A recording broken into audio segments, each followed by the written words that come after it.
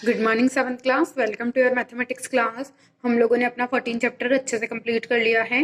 Then उसके बाद है चैप्टर 10th परसेंटेज। परसेंटेज क्या होते हैं ये हम लोग इसमें रीड आउट करेंगे।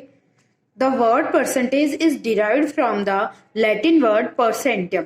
The word mean of percentum is per 100। Percentage word कहाँ से डिराइव हुआ है? लैटिन वर्ड परसेंटम से डिराइव हुआ है, मतलब वहां से आया है। और इसका मीनिंग क्या होता है? पर 100। यही हम निकालते हैं जब हम परसेंटेज फाइंड आउट करते हैं। So to find the percentage of a number और quality it divide by the 100। तो हमें परसेंटेज निकालने हो तो हम क्या करते हैं? एक्चुअली में किसी भी नंबर और क्वांटिटी को हम 100 से डिवाइड कर देते हैं, तो उसकी जो क्वांटिटी है या जो भी नंबर है उसकी परसेंटेज हमारे पास आ जाती है। The number written in the form of percentage can be found in newspaper reports, news on television and the other aspects of life. In finance and industries, percent computation are commonly used to calculate interest rates, cost, price, profit, etc. and compare them over year is to decide their future operation. मतलब इस ये paragraph हमको क्या बताता है कि हमारी real life में परसेंटेज का कहाँ पे हम देख पाते हैं, क्या यूज में आता है। तो रियल लाइफ में हम न्यूज़पेपर्स में, टेलीविजन्स पर, और काफी जैसे हम मार्कशीट देखते हैं तो मार्कशीट में भी हमारे पास परसेंटेज फॉर्म में हमारे मार्क्स लिखे हुए होते हैं। और जब हमारे मार्क्स हमें शो किए जाते हैं तब भी हम निकालते हैं कि हमारे परसेंट कितने आएंगे। इस तरीके से हम रियल लाइफ में भी परसेंटेज का यूज कर सकते हैं। या फिर जैसे हमारा कितना परसेंट कोर्स हो गया है, कितना परसेंट सिलेबस हमारा बाकी है, ये सब चीजें भी हम परसेंटेज के बेसिस पे ही निकाल सकते हैं। और जैसे बड़ी बड़ी जो फर्म्स होती हैं, इंडस्ट्रीज होती हैं, उनमें परसेंटेज क्या काम में आता है कि उन्होंने मतलब उनका प्रॉफिट रेट क्या चल रहा है, उनका इंटरेस्ट रेट क्या चल रहा है, आगे इस साल उनको प्रॉफिट हुआ है तो कितने परसेंट से प्रॉफिट हुआ है उनको, और अगर लॉस हुआ है तो किस बेसिस पे लॉस हुआ है। अगर उनको प्रॉफिट होता है तो अपने प्रॉफिट को इंक्रीज करने के लिए क्या क्या चीजें उन्होंने करनी चाहिए। सपोज इस साल उन्होंने एक मशीनरी एक्स्ट्रा लगाई, इसकी वजह से उन्हें 5% का प्रॉफिट एक्स्ट्रा हुआ, तो अब वो इस बेसिस पे निकाल सकते हैं ना आगे कि भाई अब हमें कितनी मशीन्स आगे फ्यूचर में लगानी चाहिए, कितना प्रोडक्शन हमें करना चाहिए, कितनी हमारी सेल्स होगी, जिसकी वजह से हम प्रॉफिट और अर्न कर सकते हैं। तो इस बेसिस पे हमारे रियल लाइफ में परसेंटेज बहुत ही यूजफुल चीज है। इसके बेसिस पे एक एग्जांपल देखते हैं।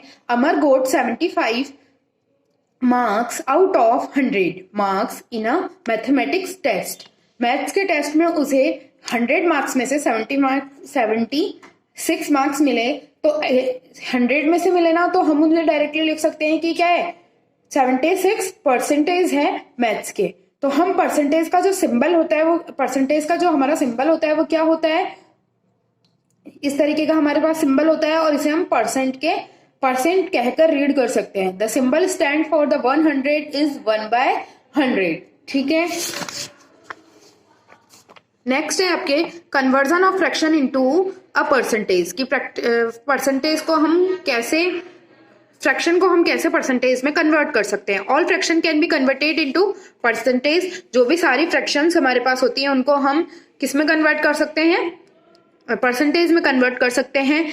चाहे वो 100, अगर उसका डिनोमिनेटर 100 हो तो उसको हम 100/100 का क्या मीनिंग होता है? 1, मतलब कंप्लीट 1। देन उसके बाद है आपके पास example, convert 36/48 into the percentage, या टू परसेंटेज में आपको कन्वर्ट करना है इसको। तो आप कैसे करेंगे? सबसे पहले इसकी सिंपलेस्ट फॉर्म निकालेंगे इस फ्रैक्शन की। तो सिंपलेस्ट फॉर्म क्या होगी? आप इसे कट कर सकते हैं। तो आप सबसे पहले इसको 12 की टेबल से कट करेंगे। 12 3 36 एंड 12 4 48। तो आप 3/4 इस फ्रैक्शन को लिख सकते हैं। 36 divided by 48 is equals to 3/4। फिर आप क्या देखेंगे, अब आपको इस फ्रैक्शन को 3/4 को आपको परसेंटेज में चेंज करना है। तो कैसे करेंगे? जो इसका डिनोमिनेटर है उतने ही बॉक्स आप बनाएंगे। यहाँ पे डिनोमिनेटर 4 है तो देखो यहाँ पे 4 बॉक्सेस बने हुए हैं, 1 2 3 एंड 4 बॉक्सेस यहाँ पे बने हुए हैं। यहाँ पे हमारे पास डिनोमिनेटर था 4 और यहाँ पे हमारे पास 4 बॉक्सेस बने हुए हैं। अच्छा, न्यूमरेटर में आपके पास नंबर है 3, तो आपको 3 बॉक्सेस फिल करने हैं। तो ये कितना हो गया? 3 आपने 3 बॉक्स यहाँ पे कलर्ड है और 4 बॉक्स बिना, मतलब टोटल 4 बॉक्सेस है, 3 बॉक्स कलर किए हुए, 1 बॉक्स इसमें बिना कलर किए हुए हैं। अच्छा 4 जो डिनोमिनेटर होता है, जैसे 100 है, 100 से डिनोमिनेटर को डिवाइड करेंगे, 100 डिवाइडेड बाय 4 तो मीन्स 25। तो एक बॉक्स की वैल्यू कितनी हुई 25। अगर एक बॉक्स की वैल्यू 25 है तो 3 बॉक्स की कितनी हुई 25 प्लस 25 50, 50 प्लस 25 75। मीन्स 3/4 को आप क्या लिख सकते हैं 75% लिख सकते हैं। 1 पार्ट आपका 25% का था तो 3 पार्ट्स कितने होंगे 75% के। देन उसके बाद है example number 2, convert 1:1 centimetre into the percent. तो आपको इसको मिक्स फ्रैक्शन को सिंपल फ्रैक्शन में चेंज करना है। कैसे करेंगे, 4 को 1 से इंटू करा तो 4, 4 प्लस 1 5, तो 5/4 आपकी सिंपल फ्रैक्शन आ जाएगी। ठीक है, वापस से रिपीट कर रही हूँ, 4 को पहले यहाँ पे जो नंबर होता है उससे मल्टीप्लाई करेंगे तो means 4 into 1 4, 4 plus 1 means 5, 5 divided by 4। ठीक है, तो आप इसे कैसे कर सकते हो,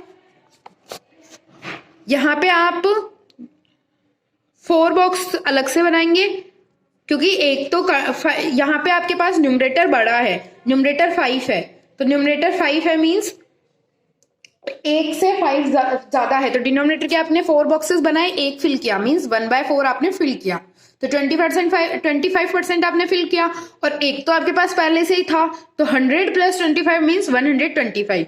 एक तो आप इसे इस तरीके से कर सकते हैं या इक्विवेलेंट फ्रैक्शन के तरीके से भी आपने कर सकते हैं। इक्विवेलेंट फ्रैक्शन हमने पिछली बार सीखी थी लास्ट वीडियोज में कि इक्विवेलेंट फ्रैक्शन कैसे निकालते हैं, उनको किसी भी सेम नंबर से मल्टीप्लाई कर निकाल सकते हैं। तो हमने यहाँ पे 25 से मल्टीप्लाई किया तो 125 डिवाइडेड बाय 100 मीन्स ये 125% है। इस तरीके से आपको अपना ट्राई आउट और एग्जाम्पल नंबर 3 ट्राई करना है। इससे रिगार्डिंग किसी को भी कुछ प्रॉब्लम है तो आप लोग मुझसे कंसल्ट कर लेना।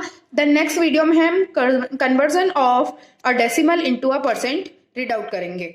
Thank you class.